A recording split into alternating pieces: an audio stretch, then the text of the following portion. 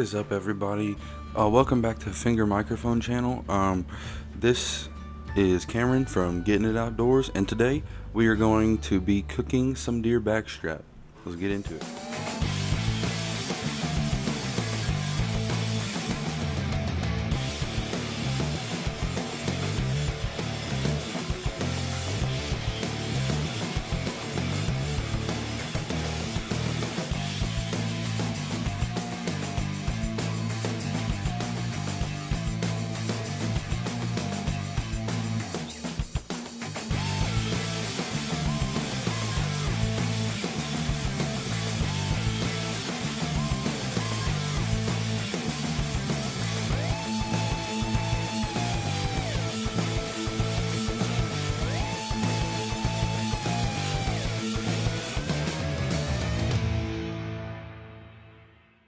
Here on Getting It Outdoors.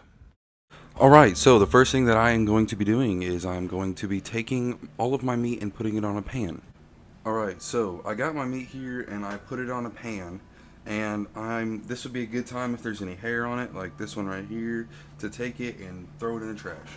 Alright, so now that you've got all your meat out on a pan like this, I've cut mine into about 1 inch thick sections of backstrap.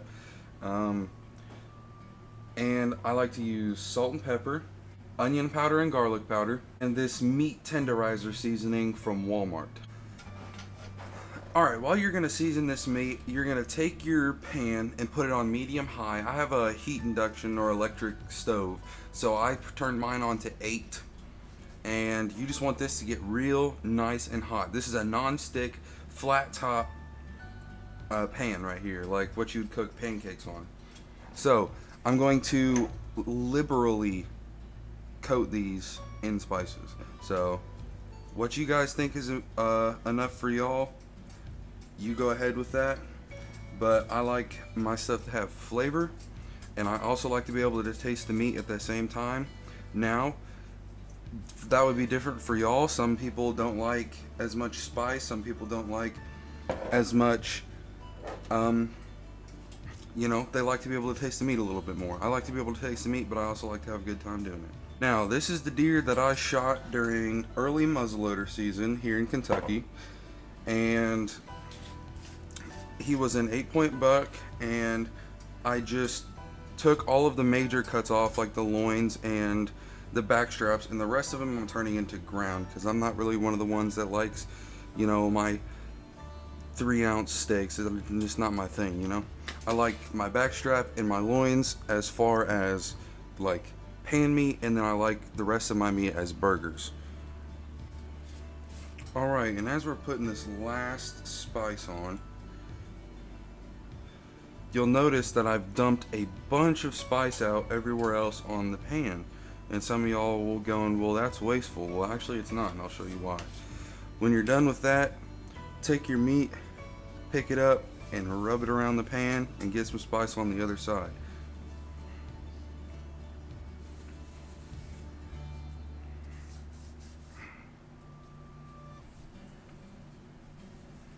Just make you a good little, you want both sides of the meat spiced pretty good, and that's what I like to do. I like mine nice and seasoned.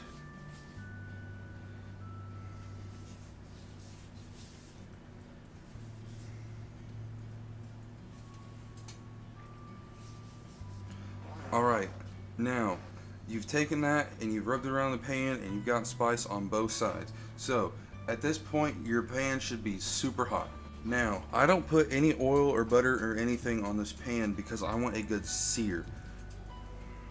So this is what it should sound like. Now you're going to take your spiced side, the side that you put a bunch of spices on in the initial, and just put it face down.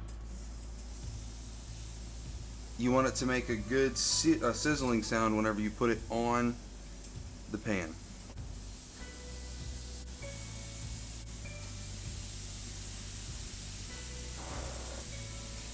Alright, even though you coated the other side with spices off the pan, I like to just go by with a little bit of pepper and a little bit of salt.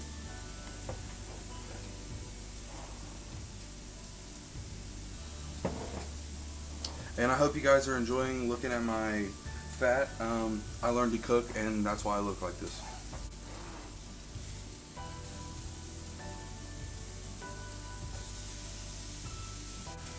Alright, so once your meat looks like this with a good crust on one side, then you want to take some oil and put it down in the pan.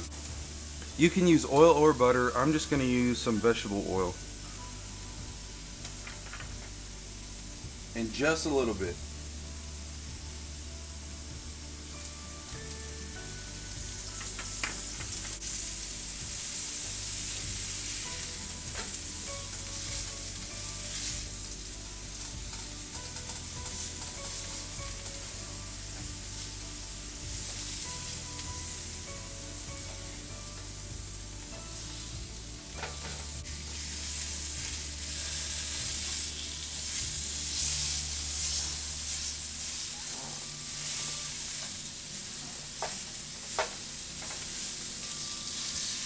The purpose of that oil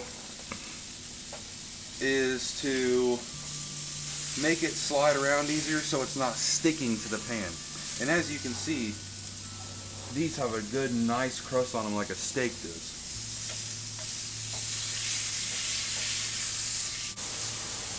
Alright, now deer backstraps, if you cut it into like inch little steaks like I did, it does not take very long to cook at all. You want just a good medium rare pink in the middle. Now grab you a little plate like this one here and just scoop up your pieces that are done and put them on there. Now these have only been on here for about I'd say 2 minutes max, a minute on each side. Now a good thin piece like that one right there, that one will cook super fast compared to the rest. But these pieces on here, I'm going to leave on here for just a little bit longer. Especially this piece. This piece was really thick cut, so I'm just going to leave it on there for a little bit longer.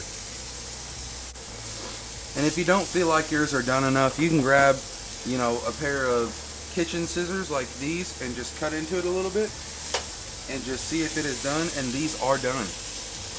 Alright, I'll get back to y'all whenever these are done cooking and I'll show you the end result. Alright. This is what they look like after they are done cooking, and they look absolutely delicious. They look like they are medium rare, and I'll eat some for y'all and I'll tell you how they taste. Alright y'all, so this, oh, that's a lot of juice. This is our backstrap, and it is done. It looks delicious. So I'm gonna grab us a piece right here and I'll take a bite for y'all.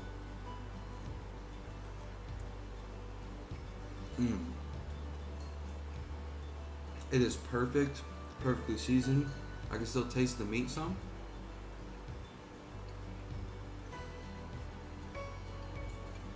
Still a little bit pink, which is exactly what I was hoping for. But all in all, it's delicious.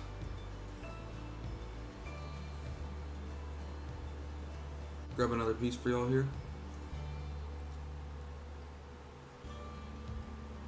That one's not as pink on the inside, but it's still good.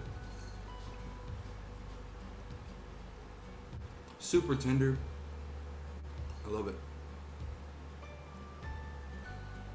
Alright, I hope y'all enjoyed the video. If you did, smash that like. Leave a comment down below, because if you'd like to see this and you'd like to see more, it's that golden ticket for the YouTube algorithm to be like, hey, you know, this person's video. So if you'd like more people to see videos like these, leave a comment down below and hit that like button. Would y'all like to buy some merch? Because I've been thinking about it lately and I'd like to get some merch out for y'all. I'll leave a couple of designs up on Instagram here pretty quick.